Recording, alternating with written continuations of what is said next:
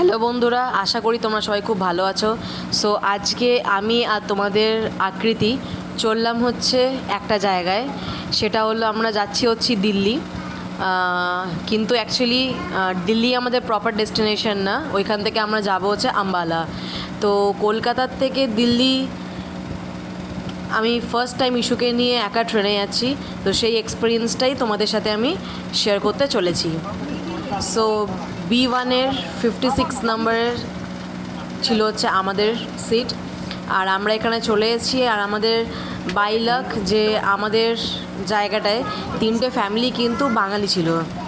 আর সামনে যেই বোনটাকে দেখছো, সেই বোনটাও কিন্তু নিজের ফ্যামিলিকে ছেড়ে চলে গেল দিল্লি পড়াশোনা করার জন্যে।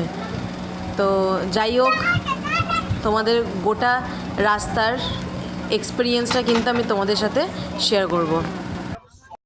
সো ইস্যুর তাণ্ডব কিন্তু ট্রেন ছাড়তে না ছাড়তেই শুরু হয়ে গেছে। আর দেখতেই পাচ্ছ কোনো চেনা অচেনা বলে কিচ্ছু নেই।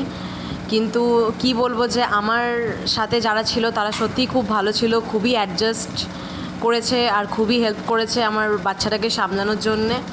তো যার জন্য অতটা প্রবলেম হয়নি।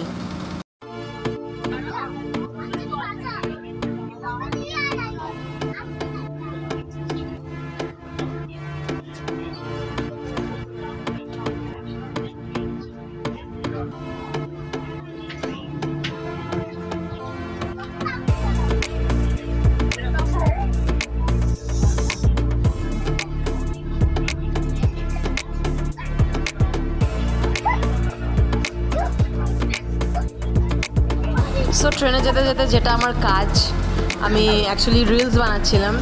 তো যেহেতু আমি সাউন্ডসটা দিতে পারবো না, কপিরাইট হয়ে যাবে বলে, তাই জন্য আর সাউন্ডস আমি দিলাম না। সো একটা জিনিস কিন্তু খুব ভালো ছিল যে ইস্যু কিন্তু এক ফোঁটাও বোর হয়নি। আর ও কনস্ট্যান্ট নিজের ওই একটা বন্ধুর পাতিয়েছিল, আর ওই বন্ধুর সাথে কনস্ট্যান্টলি মানে সমানে ওর সাথে দুষ্টুমি করা, সব সমানে মানে ননস্টপ দুষ্টুমি ওর সাথে চলছিল। কিন্তু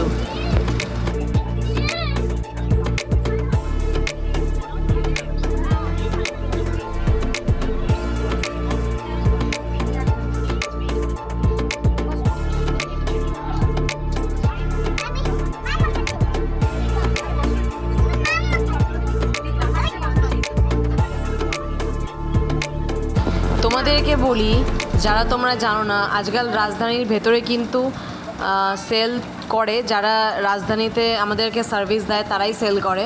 সো আমি এখানে একটা নিয়ে নিলাম হচ্ছে জিরা ওয়াটার, জাস্ট টেস্ট করার জন্যে। আর এটার প্রাইস নিল হচ্ছে 20 টাকা। আর এখানে বিকেলের স্ন্যাক্স দিয়ে দিয়েছে চিড়ে ভাজা, কচুরি, স্যান্ডউইচ, সুন্দর একটা মিষ্টি। আর হঠাৎই এই দিদিটার সাথে আমার ট্রেনে আলাপ। তো ওরও বাচ্চাটা খুবই ছোট, কিন্তু সবথেকে ভালো ব্যাপার হচ্ছে এই দিদিটাও কিন্তু ব্যারাকপুরেরই ছিল, যার জন্যে আর মানে এর হাজব্যান্ডও ডিফেন্সে, যার জন্য আমাদের মধ্যে কিন্তু খুব জমে গেছিলো।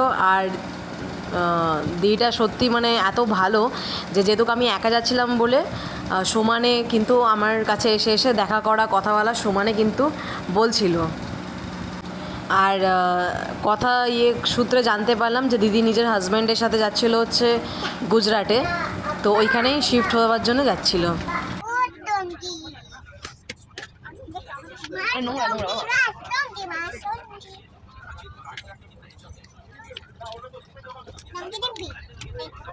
তো এইসব করতে করতে রাতের ডিনার চলে এসছে। পরোটা, ভাত, ডাল, পনিরের তরকারি, টক দই, মিষ্টি, দুটো করে গোলাপ জামুন দিয়েছিল। সো